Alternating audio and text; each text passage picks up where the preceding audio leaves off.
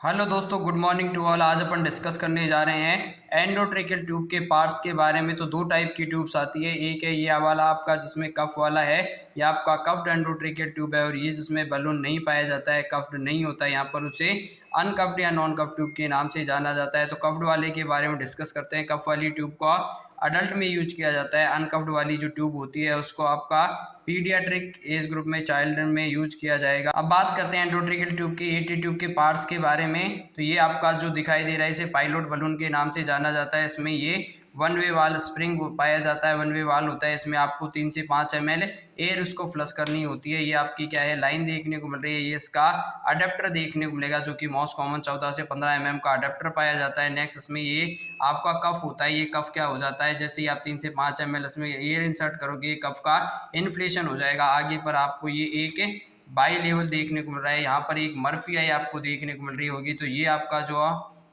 आगे का जो ये नुकीला वाला हिस्सा होता है इसे नाम दिया जाता है, बाई लेवल के नाम से जाना जाता है। और उसके बीच में आपको एक आई नज़र आ रहा होगा, बीच में एक और ये होल आपको जो नज़र आ रहा है, ये वाला होल है। इस होल को नाम दिया जाता है मर्फी आई के नाम से जाना जाता है। अगर आगे से ट्यूब ब्लॉक हो गई है तो आप यहाँ से इसको वेंटिलेट कर सकते हैं, यहाँ से आप इसकी सक्शनिंग कर सकते हैं। इसमें क्या होती है, एक रेडियो ओपेक लाइन। तो ये जो ब्लू कलर की आपकी लाइन दिखाई दे रही है इसे नाम दिया जाता है रेडियो ओपेक लाइन के नाम से जाना जाता है। जब आप इसमें क्या करवाते हैं, एंडोट्रेकियल ट्यूब डालने के बाद कंफर्मेशन के लिए एक्सरे किया जाएगा। तो ये एक्सरे में ये आपका जो ब्लू कलर का लाइन होता है ये आपको दिखाई देने वाला है। ये इसमें क्या होती है, मैगिल कर्व पाया जाता है। तो ये घूमी हुई ट्यूब है, इसको ही नाम दिया जाता है मैगिल कर्व के नाम से जाना जाता है। ये इस पे क्या है, मार्किंग आपको देखने को मिल रही है। ये आपका क्या है, 5.0 mm का कफ्ड का ट्यूब है। तो ये आपका ट्यूब पर भी लिखा हुआ होता है। और आपका जो पायलट बलून होता है इस पर भी देखिएगा, ये यहाँ पर 5.0 mm का जो क्या है इंटरनल डायमीटर है। तो इसमें ट्यूब का जब भी यूज करते हैं आपको मोस्ट कॉमनली इंटरनल डायमीटर का याद रखना है। इसमें वन वे वाल स्प्रिंग पाई जाती है। जब आप इसको प्रेस करते हैं, यहाँ से सिरिंज को अटैच किया जाता है 3 से 5 ml।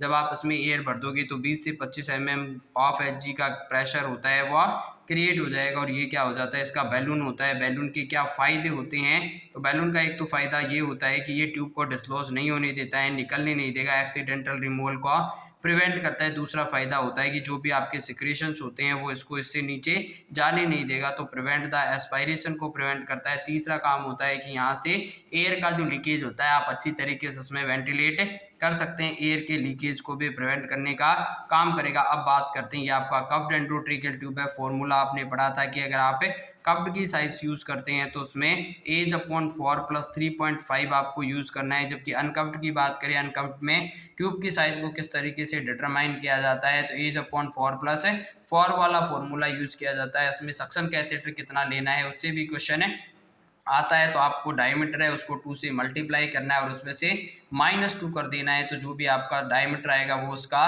कैथेटर की साइज का डायमीटर आपको देखने को मिलेगा। Not more than double size से ज़्यादा का कैथेटर्स में आप यूज नहीं करते हैं। आप देखिएगा सेम वही आपका 14 से 15 mm का ये अडेप्टर देखने को मिल रहा है। इसकी ट्यूब की साइज की बात करें तो ये आपका जो ट्यूब का साइज है वो भी आपका 5 mm का साइज देखने को मिल रहा है। तो दोनों ट्यूब की साइज है वो सेम है, लेकिन इनमें दोनों में फ़र्क क्या है, दोनों का फ़र्क देखिएगा, डिफरेंस देखिएगा। तो डिफरेंस की अगर मैं बात करूं तो यहाँ पर एक क्या नहीं पाया गया, कफ्ड नहीं है, अनकफ्ड, इसलिए इसे अनकफ्ड के नाम से जाना जाता है। सेकंड होता है कि इसमें पायलट बलून नहीं है। पायलट बलून का फंक्शन क्या होता है, ये में वन वे वाल होता है जो जब भी आप इसमें एयर को फ्लश करोगे ये आकर क्या कर देता है, इसको इन्फ्लेट कर देगा। तो उसमें ना तो पायलट बलून देखने को मिलेगा आपको और ना ही आपको कफ देखने को मिलेगा। तो समझ जाना है कि ये कौन सी ट्यूब है, अनकफ्ड ट्यूब है। मैंने आपको साइज बता दी है, कैथेटर का साइज बता दिया है कि किस तरीके से आप कितना साइज का कैथेटर्स में यूज कर सकते हैं। तो इसी तरीके की और मोर इन्फॉर्मेटिव है